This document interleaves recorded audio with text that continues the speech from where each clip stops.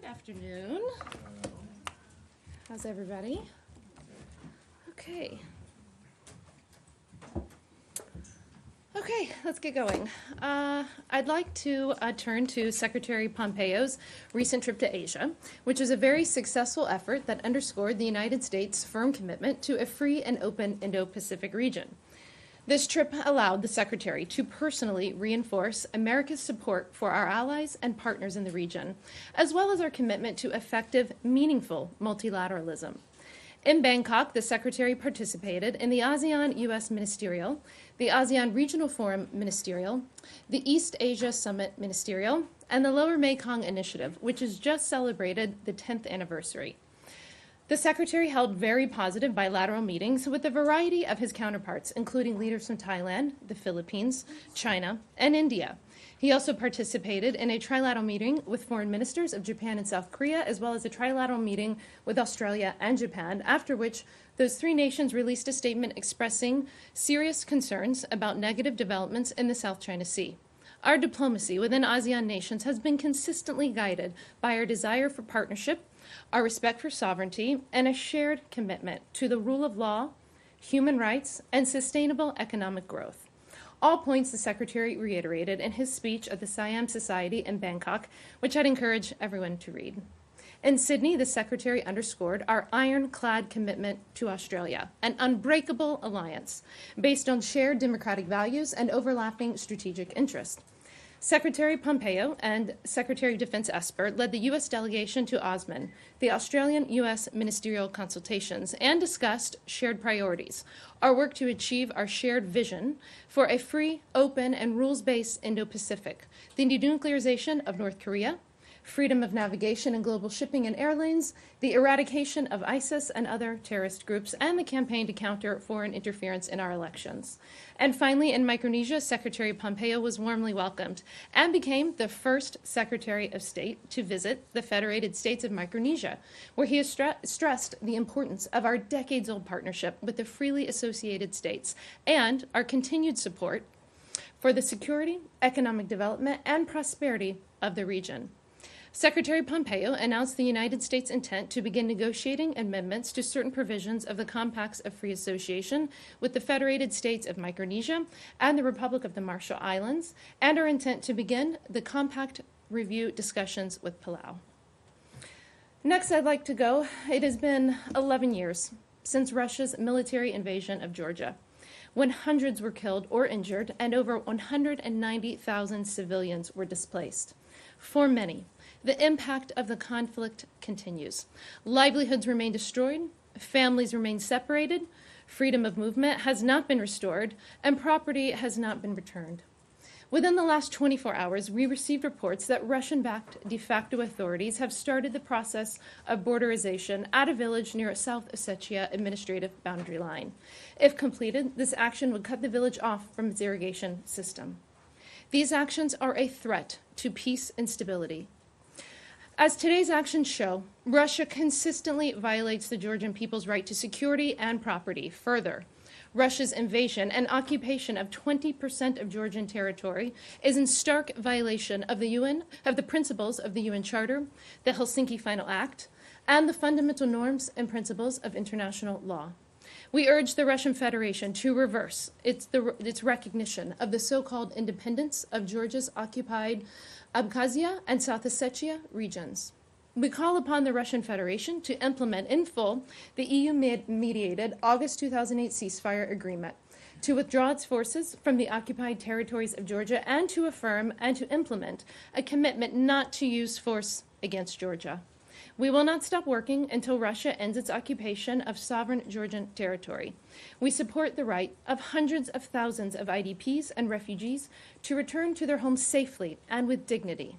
Finally, we stand with the Georgian people and welcome the day we can commemorate the end of Russia's occupation of their territory.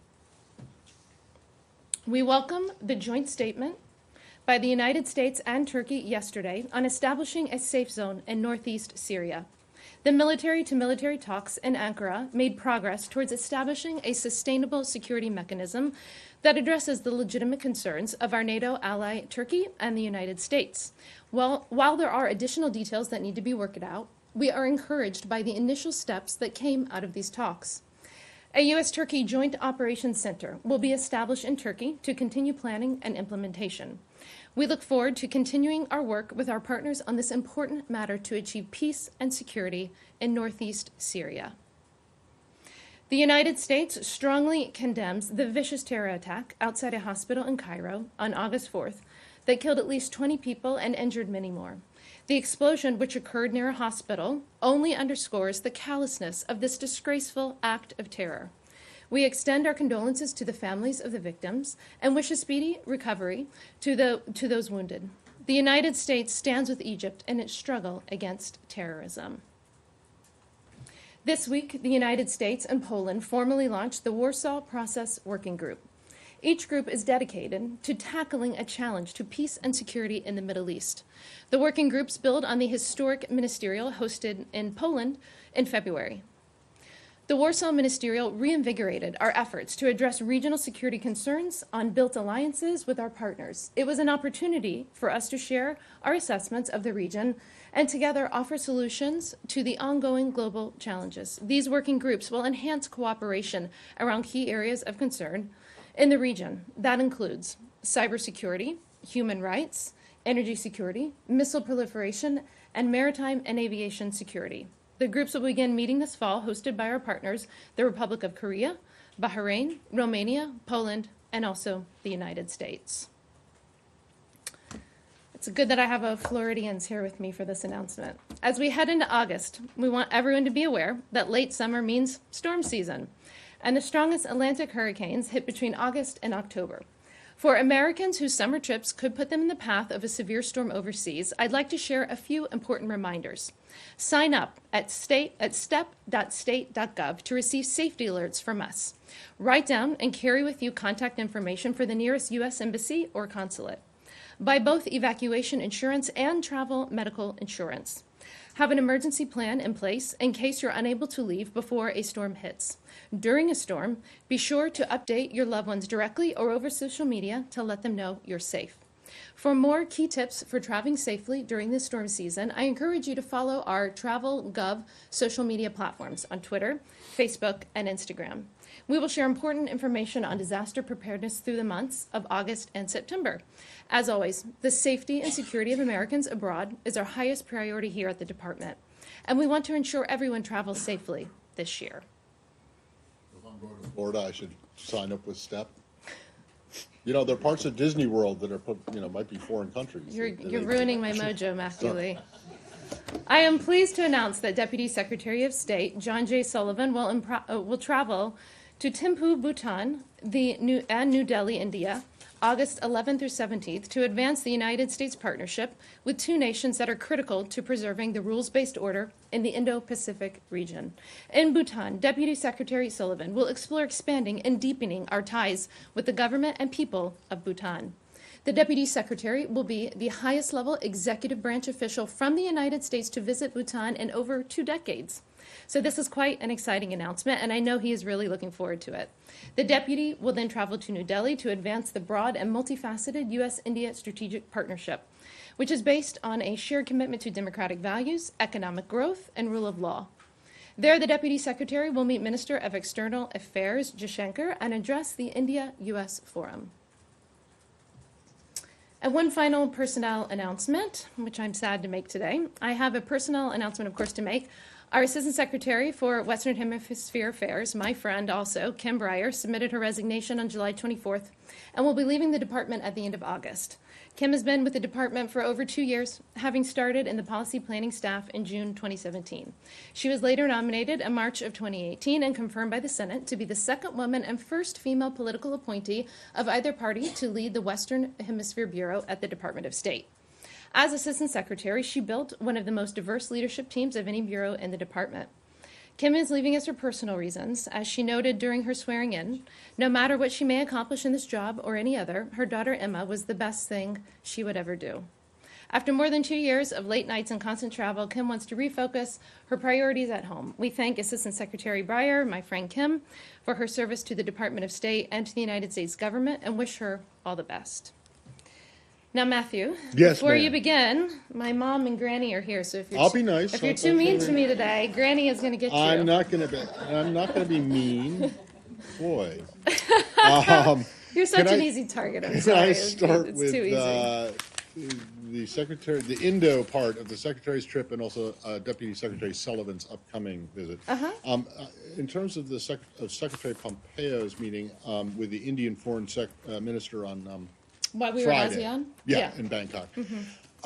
There have been reports in the Indian media that have been denied by people here that the foreign minister gave or told Secretary Pompeo what the Indian government planned to do as it relates to Kashmir on the following Monday. Like Yeah. they- No, they those were denials meeting are on Friday, right. and then Yeah. acting Assistant Secretary Wells, I guess, or senior bureau official Wells. She To when tweeted, she yeah. tweeted yesterday that Yeah. those reports are inaccurate. That's But right. she wasn't in Bangkok, was she, at that No, meeting? but I was. No, I was okay, in the meeting. all right, so, Yeah. so whatever she was read out on that meeting was that there was no heads up given. That's right. Is correct. That's correct. Okay, now, given that, the situation is obviously very tense Obviously. with what's Yeah. happened. So does that have anything to do with Assistant Secretary Wells' travel right now and Mm-hmm. Deputy Secretary Sullivan's upcoming travel? Oh, And also Ambassador Khalilzad's travel to New Delhi? And is there any concern in the administration that the tensions between India and Pakistan could hamper, interrupt, or otherwise affect the Afghan peace talks?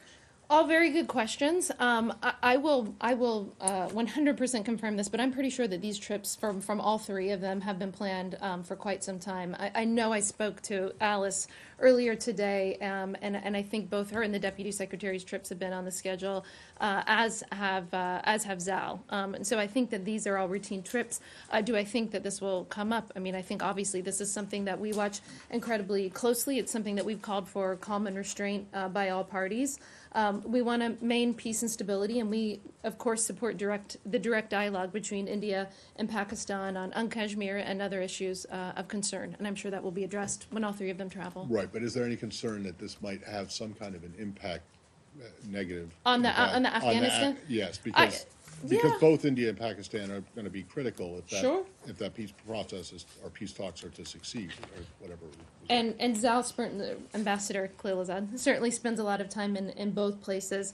I think that this is we're at the the seventh or the ninth round on his negotiations that he just finished in Kabul. Of course, we do have a negotiating team that has remained in Doha, and they continue to work towards a peace deal. And I think that the team feels fairly confident about the progress that we're making. Of course, it's tenuous; it's day by day. And I think that there are always a range of issues, not just India and Pakistan, that could affect the Afghanistan peace negotiations. But I think Zal is one of the best diplomats in the business, and if anyone can get to this deal, it's going to be him. Thanks. Okay. Hi, Andrea. Hi. And welcome to Granny and your Thank mother. you. And my about- poor husband, who never gets a shout out. Sorry, he's here And too. and he should. Yeah. About Assistant Secretary Kim Breyer. Yes. Can you explain why, despite complaints from Republican senators on foreign relations, she never agreed to testify about the Guatemala Safe Country Agreement? I need to double check with H on that. I believe that she has had a number of consultations, even though she has not formally testified on that subject. And her resignation was, of course, dated back to July 24th, and it's something that she had told some of us that was in the process. So I think that was known around the building. But I will confirm what discussions she's had. But I do believe that she has been in touch with many senators without having formally appeared before the committee. But formal testimony is a very important part of oversight. Sure. There have been numerous reports, credible reports, that Steve Miller and his demands regarding immigration, and Guatemala in particular, but other issues, had a role in her decision to spend more time with her family. Yeah, so I talked to Kim about that. She's addressed that with me directly. She said there's absolutely no truth to that. The Washington Post reported that there was an email from Stephen Miller. She's denied ever seeing this email. I know that she's consulted with other people in the White House. I'll let them speak for themselves, but I believe that they would also offer similar denials. And Kim has been here 27 months. I know I've been on 2 trips with her already in the 4.5 months that I've been here. It's demanding, it's really grueling, and I think, unfortunately, we are losing one of the best and brightest that we have. That she's moving on, but I think that she has indicated to everyone, and to me personally, I've spoken to her multiple times over the past few days, that this is something that she had planned in the works for several months now. She felt like it was time for her to move on. I mean, it's at a critical time, and Sure. assistant secretary positions are vacant or are acting in a number of key regions. Yeah, in fact, I think Kim was left hanging in the Senate for many months. I don't remember the exact number of months, but in the 2 years that she was here, she spent probably way longer waiting in the Senate for confirmation than she should have spent. But concerns about the numbers of vacancies. I know Secretary Pompeo came and tried to fill a lot of these positions. did, that had yeah, he's been vacant, aggressive. But now we've got policy planning. Obviously, you've got assistant secretaries in key regions, actings, and others. How do you fill these gaps? I think that, well, first of all, there's 69,000, I think, amazing people that work around the world for the State Department. I've been lucky on several occasions to serve at 2 U.S. embassies with, I think, some of the best and brightest diplomats around the world, and it's an honor to work with them, and it's an honor to speak for them here whenever I do brief at this podium. I'm sure that the Secretary will have some personnel announcements. They'll want to find the right people to step up in either acting roles or to fill these vacancies, and it's something that I think he has been very attuned to in the little more than a year that he's been Secretaries of State and filling these key positions. Hey, Leslie. Hello, Morgan. A quick thing, this is a breaking news story that I just wanted to ask you about. Okay. Are you aware of the French inviting President Rouhani to the G7? I had heard rumors about that yesterday, Yeah. and Is it true? I don't think it's true. We'll need to confirm for you, but as far as I'm heard, it's rumors. I don't know why he would be invited.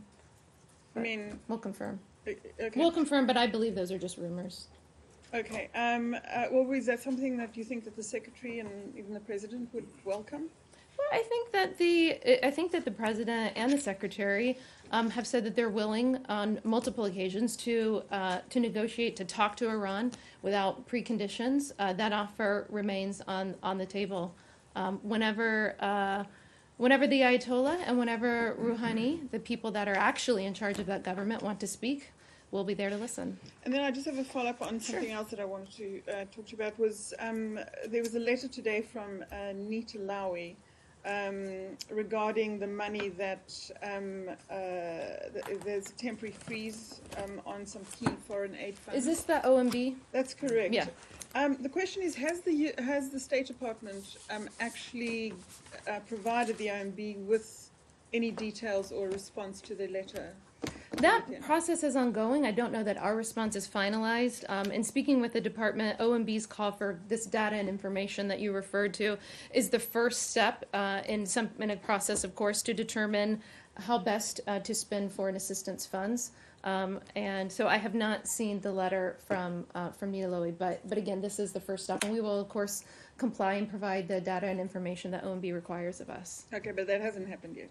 I don't know that it's finalized. I'm sure that we're in the process. We can certainly confirm when that is finalized. But again, this is just the first Thank step in the process. Hi.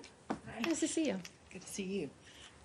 The Chinese Foreign Ministry's office in Hong Kong has issued a formal protest over a reported meeting between U.S. consular officials in the city and opposition figures.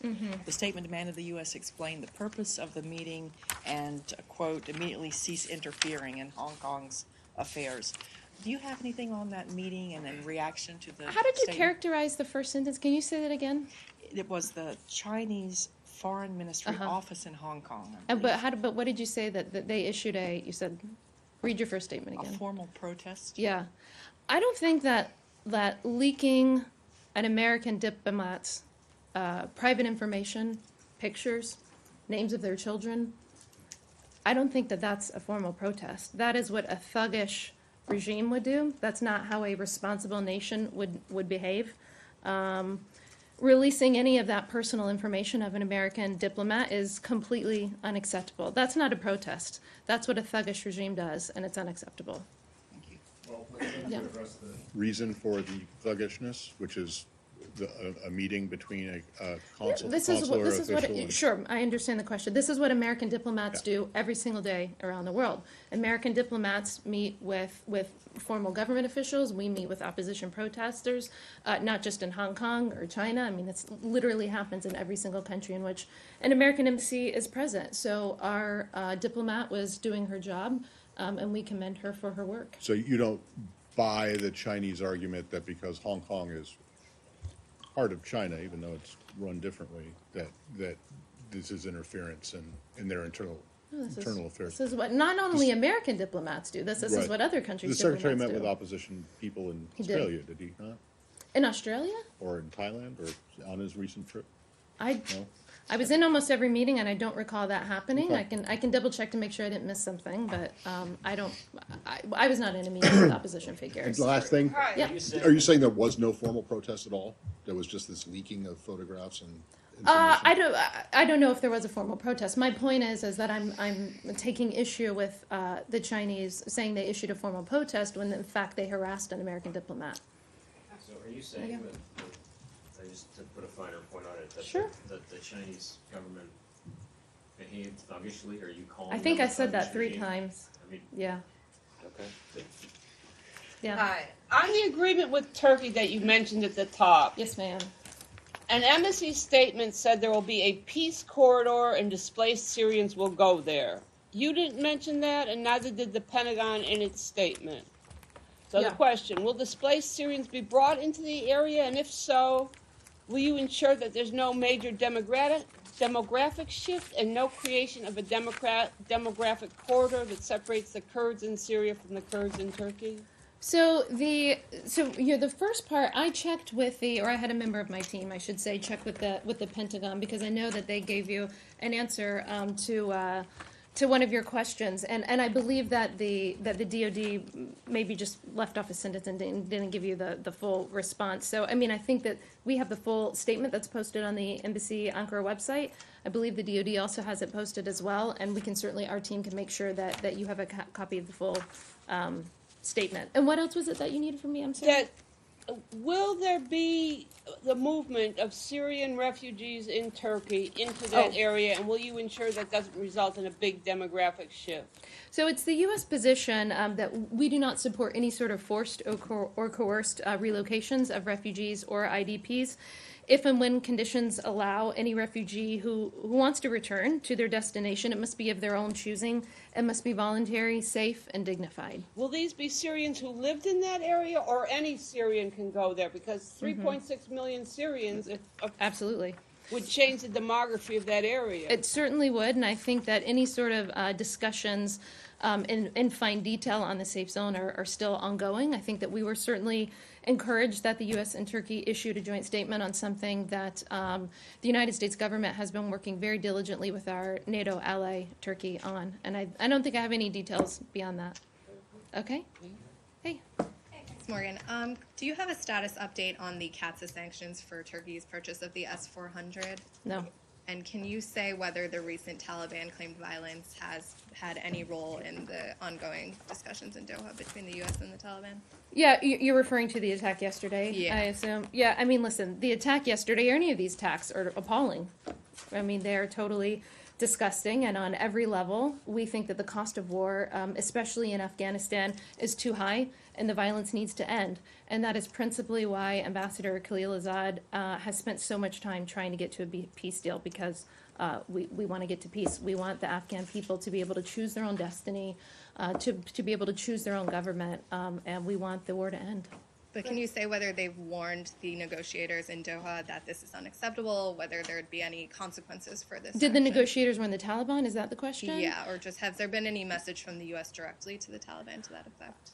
I don't want to put any words in Zal's mouth, so I'd certainly need to speak to him. But I can tell you that anybody who's representing the U.S. government is certainly going to condemn, both publicly and privately, attacks on innocent civilians. And just one Did you have final a- oh, question. sorry. Can you confirm that Matthew Gebert has been placed on leave, the accused official involved with White Students? Yeah, I am not able to confirm anything from this podium.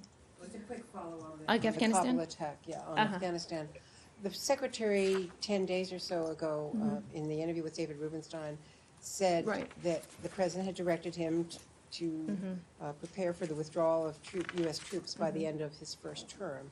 And I think he said in a follow-up answer at that breakfast. Well, I think the way, if I may interject, I think the please. way David asked the question was, would it be by the end of 2020? And I think what the secretary said was that those were the president's orders to me, and he said that he thought it would be job enhancing to meet that. Yeah, I mean, I think that the president has made that clear since he began campaigning and I'm just winning wondering in whether this 2015. Kabul attack, It always complicates. Yeah, sure. I mean, it's definitely it's complicating, and it certainly makes our job tougher. But you know, at the same time, this is why we have Ambassador Khalilzad and some of the best people in the business trying to bring all sides to the table. And, you know, it's not just I think we spend a lot of time focusing on the negotiations that we have with the Taliban, but we're also equally incredibly focused on inter-Afghan dialogue. I was with the secretary in Kabul not long ago when we were meeting with leaders of their parliament. We met with women, we met with people in education and activists, and he had the same message, you know, which was, of course, we want all people and all parties to be brought to the table. And I think many of you know that my personal history with Afghanistan and my own personal commitment to seeing peace there. And we've talked from this podium, I think the last time I was here, about the number of people, even on my team, who have spouses serving in Afghanistan right now. And so this is something that's, I think, incredibly personal to all of us. It's incredibly personal to the American people. We're 18, 19 years in. We have young men and women who were born after 9/11 who are being sent over there to fight. And I think if the last 20 years has taught us anything, it's that the president is correct, that we need to try to pursue peace in Afghanistan, and that's the goal that we're working towards. Sorry, Morgan, could you just, I didn't realize you had personal experience in Afghanistan, but anyway, could you just explain why it was that you weren't able to answer the question Which about one? the person being put on suspension or leave? Just the explanation as to why? You said, I'm not able to confirm anything from this podium. Why is that? We just are not able to confirm suspensions from this podium. Morgan? Go ahead, Connor. Could I just ask you about climate change in light of another UN report? When the secretary was in Micronesia, he said that one of the things that he tries to do, or we all can do, is help nations lower their carbon emissions. Is that something that you've seen him bring up in meetings with counterparts? He was with China last week. Did he urge the Chinese foreign minister to lower their emissions? We covered a number of issues in China. I believe we sent a readout on the meeting, Yeah, there and was I a don't think mention. that we had that mentioned specifically there. But I've definitely been in meetings with him where we've discussed this, and I think that he said to many of you who've asked him the question, he's quoted the emissions, the United States emissions drop at 13% from 2005 to 2019, and this, of course, was at a time when our economy was growing by 19%. And I think the one thing that the secretary has always stressed, especially coming from the private sector, that he thinks one of the reasons why the United States has able to make such significant gains in reducing emissions is because of private sector-led innovation. And that's certainly something that he champions and talks about. On that statistic, though, the Energy Information Administration, part of the U.S. government, reported that in 2018, emissions actually rose 2.7%. So is there any sort of concern that the U.S. is actually heading in the wrong direction now in terms of carbon dioxide emissions? Well, I mean, if you look at the EIA forecast, they say that CO2 emissions will decline by 2.3% in 2019. And so that's certainly a target that we hope to hit. Yes, sir. Thank you. Can I ask a few questions on India and Pakistan? I don't know that I'm going to go much Okay, beyond our formal statements that we said, but you have certainly may ask. So do you have a readout of Ambassador Wells' meeting in Pakistan, who also met, and what were the issues to be discussed? You know, I spoke to her maybe about an hour ago, and we didn't have a great connection, so I don't have a readout yet, but I'll certainly talk to her team. We announced her, I believe I announced her travel here from the podium. I think we also sent out a media note, but we will make sure to follow up with you, and maybe we could even have you meet with her when she gets back for a readout. I've certainly been trying trying to Yeah. open up and get all of you more access to our officials here at the State Thank Department. you for doing that. After Monday's decision on Kashmir by India and Prime Minister Imran Khan's speech in his own parliament, has Secretary Pompeo reached out to his counterparts in India and Pakistan? So we had a meeting, of course, with Jaishankar in ASEAN, and I know that he has had a number of phone calls. I don't know which ones we've released publicly, but yes, I mean, he speaks with his counterparts on a daily basis, and as Matt so did my job for me and pointed out how many State Department officials we have in the region, we have a lot of engagement. But listen, we have a lot of engagement with India and Pakistan. Obviously, we just had Prime Minister Khan here, not just because of Kashmir. That's certainly an incredibly important issue and something that we follow closely, but we have a host of issues that we work with India on quite closely, and that we work with Pakistan on quite closely. I would say that we are, as a State Department, we are incredibly engaged in Southeast Asia. Has there been any change in U.S. policy on Kashmir? No, There's no change on it. nope. Uh, And if there was, I certainly wouldn't be announcing it here, but no, there's not. Yeah, Follow on Kashmir, please. because we let someone more important like the president do that. So the Prime Minister of Pakistan is calling it a genocide in Kashmir. Does the U.S. see any human rights violation even, or no? Yeah, I mean, I really don't want to go beyond what we said because it's such a tenuous, issue. It's something that we're talking to them about quite closely. We obviously, whenever it comes to any region in the world where there are tensions, we ask for people to observe the rule of law, respect for human rights, respect for international norms. We ask people to maintain peace and security and direct dialogue. There are reports, as you've mentioned, of detentions and restrictions of residents in Jammu and in Kashmir, and again, that's why we continue to monitor this very, very closely. One small. Yeah. Thank you, Morgan. Yeah. Two questions on the South Korea. Okay. First question is, President Trump said yesterday the South Korea agreed with increase of The president said what? I'm sorry? President said yesterday the South Korea Oh, the agreed tweet. with the increase of defense cost sharing. Mm-hmm. Is there a smooth negotiation with the South Korea, or he just saying so because of South Korean government said that the negotiation is not starting yet? So Right. I want to know about that. Second question is sure. the Defense Secretary Esper has mentioned recently United States are deploying a medium-range missiles in Korea, Japan, and other Asian countries. Can you confirm it? So I'll start with Esper. I mean, I would defer you to the Department of Defense and to Secretary Esper to clarify his comments for anything that you may need there. We certainly don't want to speak on behalf of them. I mean, listen, when it comes to U.S. bases in South Korea and those agreements, this is one of those issues that the president has been incredibly crystal clear on, right? There's no ambiguity in where the president stands.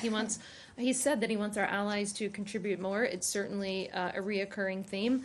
We're also, I would say that we are, here at the State Department, we're of course very appreciative of the considerable resources that South Korea has provided to support the alliance. South Korea is one of our most crucial allies in Northeast Asia. They will remain so. And they, of course, contributed towards the cost of maintaining U.S. presence, U.S. forces in South Korea.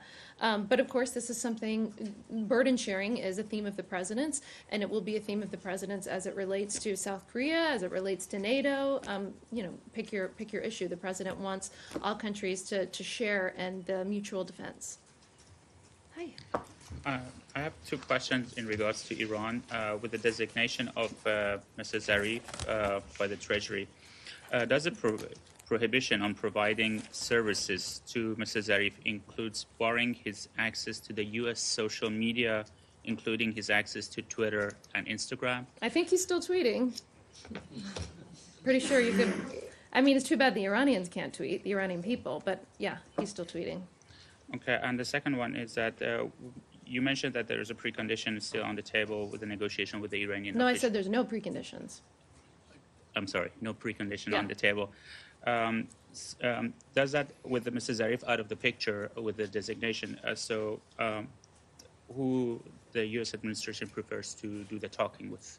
I don't think that we have said that we must talk to person X or person Y in the regime. I mean, our request, to the Ayatollah and to Rouhani is for their country, for them to think very carefully about how they've terrorized the region and to consider stop doing so. And if they want to talk about how they can behave like a normal nation, they know, and how they can be brought back into the world and have sanctions removed, they know exactly who they can call, and that's President Trump, and he's waiting on their phone call.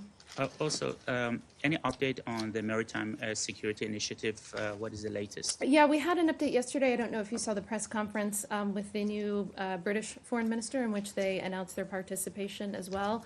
I think this is also led by DOD, and so I'm not going to get ahead of any announcements, but I think we've had over 60 countries that have been in meetings and consultations and participation, and we will, I think we will continue to give updates and provide which countries are participating on a routine basis. Can we stay on Iran for 1 second? Sure.